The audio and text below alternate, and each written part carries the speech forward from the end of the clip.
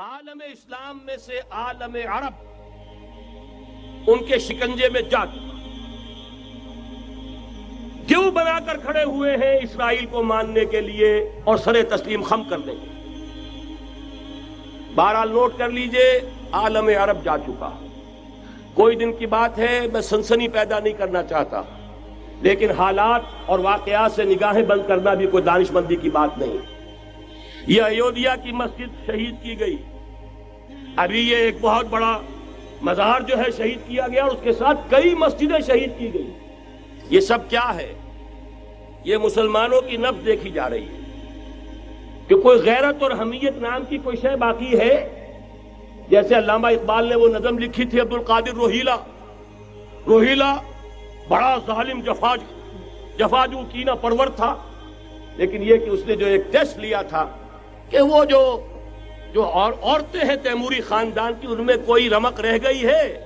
معلوم ہوا کہ نہیں، کہ غیرت نام تھا جس کا گئی تیمور کے گھر سے، ختم، غیرت نکل گئی۔ اسی طرح ایودھیا کی مسجد، اب چرار شریف، اور یہ کوئی دن کی بات ہے کہ اب مسجد اقصی کا نمبر آیا کہ آیا، اس کے لیے پوری تیاریاں ہو چکی ہیں۔ یروشلم کا مشرقی حصہ خالی کرایا جا چکا ہے، اس کے اندر اب پورا تسلط یہودی کر رہے ہیں، یہاں تک کہ اب کے یاسر عرفات صاحب نے بھی کچھ نہ کچھ جو ہے احتجاج کی بات کی ہے، حالانکہ اب تک ہر بات مان کر منقار زیرے پر تھا، لیکن یہ کہ ایک وقت آتا ہے آخر کار اسے بھی کچھ بولنا پڑ گیا ہے۔ لیکن یہودی اب پیچھے قدم ہٹانے والا نہیں ہے۔ ان کا تھرڈ ٹیمپل، تیسری مرتبہ ہیکل سلیمانی تعمیر ہونا ہے۔ نوٹ کر لیجئے، ان کے لیے وہ وہی کچھ ہے جو ہمارے لیے کعبہ ہے، ان کے لیے ہیکل سلیمانی بالکل وہی حیثیت رکھتا ہے جو ہمارے لیے کعبہ۔ وہ ہیکل سلیمانی ایک مرتبہ پہلے نبوکدنضر کے ہاتھوں مسمار ہوا، پھر سن 70 عیسوی میں ٹائٹس کے ہاتھوں مسمار ہوا، سن 70 کے بعد آج 1995 میں کتنے برس ہو گئے؟ پورے 1925 برس ہو گئے کہ ان کا کعبہ زمین بوس پڑا ہوا ہے۔ اب تک تو ان کا بس نہیں تھا، اب تو بس ہے کہ نہیں؟ اب ان کی حکومت ہے کہ نہیں؟ اب شاہ حسن ہو چاہے شاہ حسین، ان کے نوکر اور چاکر ہیں یا نہیں؟ اب انہیں ڈر کس کا ہے؟ لہذا کوئی دن کی بات ہے، مسجد اقصی شہید ہوگی اور ٹیمپل کی تعمیر شروع ہوگی۔ یہ تو بہرحال ایک نقشہ ہے۔ اگلا نقشہ آپ کو بتانا چاہتا ہوں، ایک دوسری تصویر ہے۔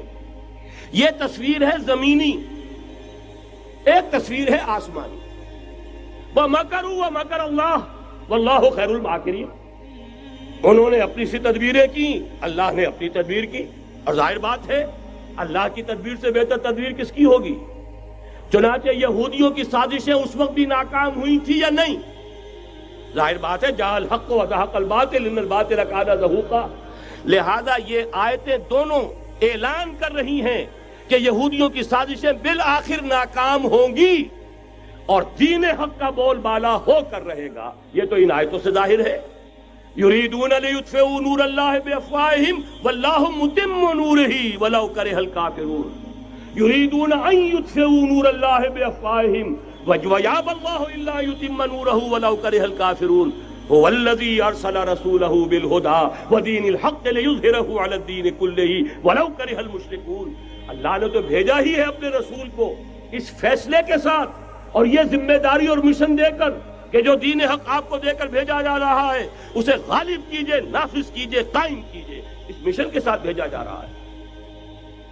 قرآن کہتا ہے ببانگ دول وَمَا أَرْسَلْنَاكَ إِلَّا كَافَّةً لِلنَّاسِ بَشِيرًا وَنَذِيرًا۔ اے محمد صلی اللہ علیہ وسلم، ہم نے نہیں بھیجا ہے آپ کو مگر پوری نوع انسانی کے لیے بشیر اور نذیر بنا کر۔